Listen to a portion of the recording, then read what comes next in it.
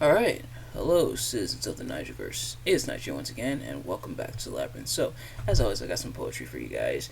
And of course, if this is your first time in Dixie Tales from Labyrinth, if this is your first episode, first of all, welcome. But also, if you are returning, welcome back.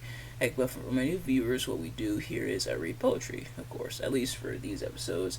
Sometimes I might read short stories and things like that, but for the most part, I read poetry. And I read 5 poems in total, 3 from myself, written from myself, 2 from other poets. So yeah, without further ado, let's get right into it. This first one is called Thoughts. It's hard to arrange my thoughts sometimes. They come to me, and I try to save them for later, but they often get scattered, lost, not abandoned, inside my mind as I try to retrieve them.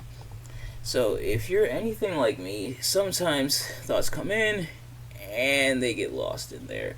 Especially if you tend to overthink like I do, where your mind almost feels like a maze trying to piece together thoughts and get your thoughts together and try to like organize things. Some things get forgotten, some things fall far behind, and it's tough. It's pretty tough sometimes, but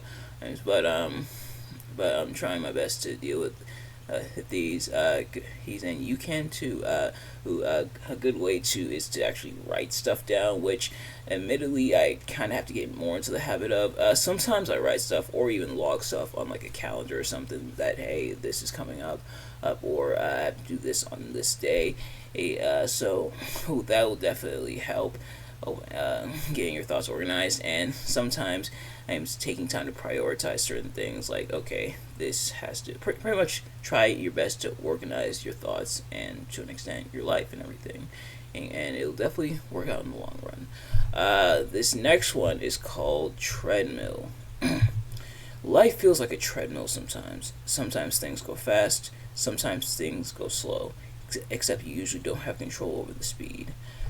So if you've ever been on a treadmill before, or you press the button, or sometimes you can select a custom workout, like on a lot of more modern tech treadmills, if you will, and you get to it.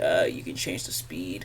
You can even change the incline, and as well. To make it seem like you're walking up, like you could be like you're simulating walking up like a flight of stairs or something. And although not quite, but controlling the speed. Now imagine that, but you have no control over the speed. Sometimes you go slow, sometimes you go fast. Now, some treadmills are able to do that. To be fair, some treadmills actually are able to do that. Like if you have like if you put in like a setting or even like a custom workout plan on some of the more advanced treadmill, it looks like you're able to put in that it can change speed every so often, and sometimes they do it on their own. But yeah, so sometimes sometimes you're on that treadmill, and sometimes it just speeds up, and things start going faster and faster. Life keeps going faster and faster. Or sometimes things go slow, sometimes things go fast, such as the treadmill. But the whole point of life is to, of course, navigate the treadmill or slash life as much as possible. But this next one is called Hard Times. Sometimes it's difficult to stay happy, hard to stay positive. The vacuums of sadness and depression snuff it out, almost hastily. It's hard to walk into the light when darkness won't let go. And it definitely is tough. Now, I mentioned last episode, some of them try to incorporate poems I wrote a while ago, or things like that. And this definitely still rings true. Like sometimes keeping your head up and trying to go through life and trying to go forward in life, sometimes it's tricky. Sometimes it's very, very difficult to try your best to navigate through life as best as you can, and you usually don't really have a choice.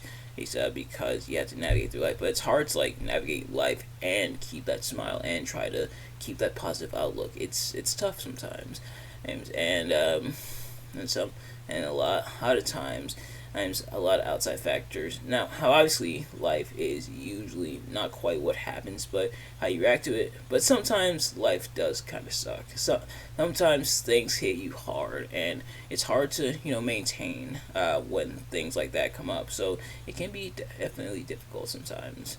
But I would suggest to you all, keep your head up, keep fighting the good fight, keep hanging in there, and you will emerge victorious on the other side. This next one is called Found Letter, and this is by Joshua Weiner. What makes for a happier life? Josh comes to this. Gifts freely given that you never earned.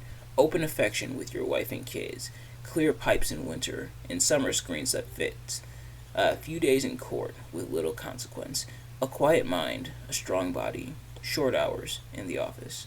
Close friends who speak the truth. Good folk. Good food, I should say.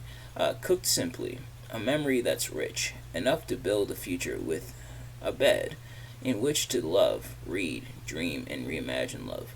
A warm, dry field for laying down and sleep to trim the long night coming. Knowledge of who you are, the wish to be none other. Freedom to forget the time, to know the soul exceeds where it's confined, yet does not seek the terms of its release. Like a child's kite catching at the wind, that flies because the hand holds tight the line.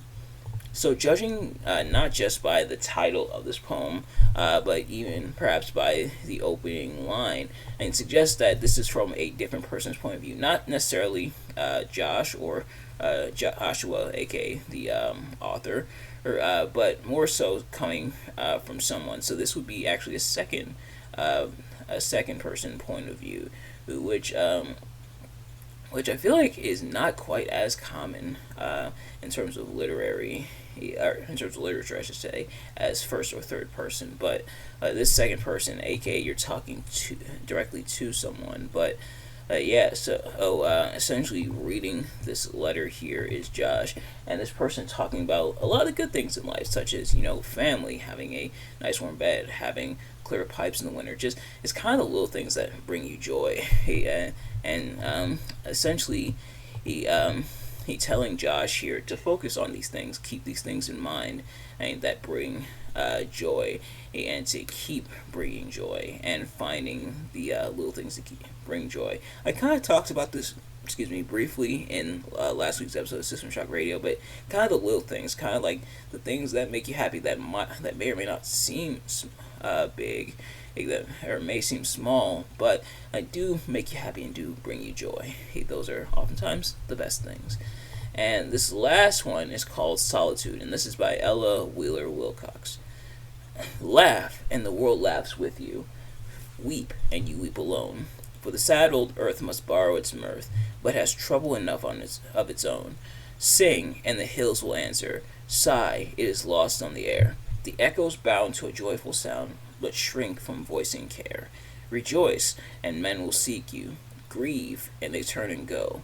They want full measure of all your pleasure, but they do not need your woe. Be glad, and your friends are many. Be sad, and you lose them all. There are none to decline your nectared wine, but alone you must drink life's gall. Feast, and your halls are crowded.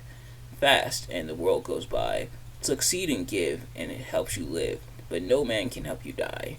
There is room in the halls of pleasure for a large and lordly train, but one by one we must all file on through the narrow aisles of pain. In doing some research, because I usually do research the poets as well, I allowed to learn more about them, as I'm reading their poems. Seeing this poem kind of originates from something that happened in Ella's life, and according to the wiki here, this paragraph, it says her poem "The Way of the World" was first published in February 25th, 1883 issue of the New York Sun. The inspiration for the poem came as she was traveling to attend the governor's inaugural ball in Madison, Wisconsin. On her way to the celebration, there was a young woman dressed in black sitting across the aisle from her. The woman was crying. Miss Wheeler sat next to her and sought to comfort her for the rest of the journey. When they arrived, the poet was so depressed that she could barely attend the scheduled festivities. As she looked at her own radiant face in the mirror, she suddenly recalled the sorrowful widow. It was at that moment she wrote the opening lines of Solitude. And Solitude, of course, is this poem that we just read. So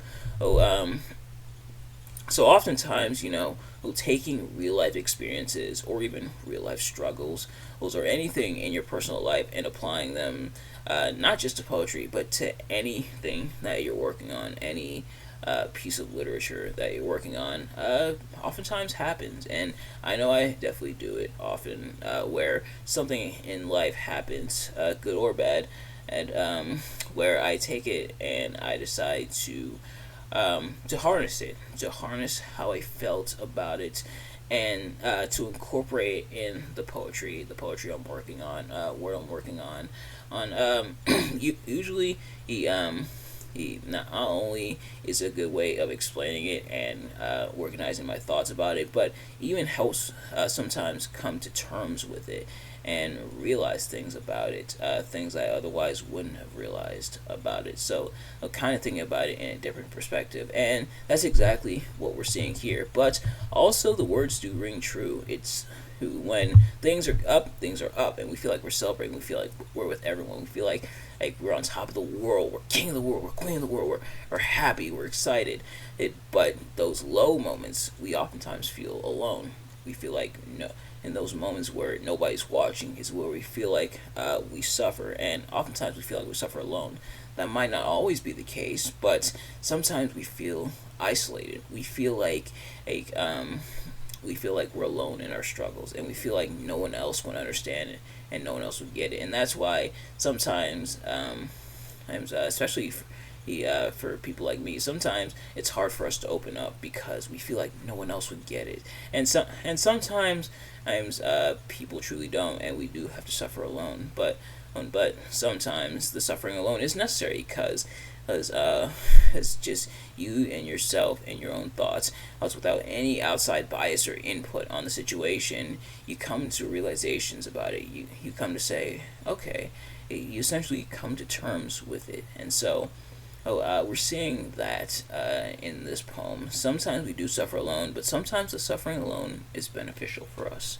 But nevertheless, that's going to do it for this episode. Thank you all so much for watching. I hope you enjoyed. If you did, please do me a favor. Like, comment, subscribe, share it with your friends, turn on post notifications so you know every time I upload a video so you can see as soon as it drops. Let me know in the comments what your thoughts on this episode and the poems and my analysis of the poems. Did you dislike the poems? Did you dislike my analysis of the poems? Do you agree or disagree? Let me know your analysis of each of the poems and what they mean to you. But thank you all so much for watching. I will see you guys later. Peace.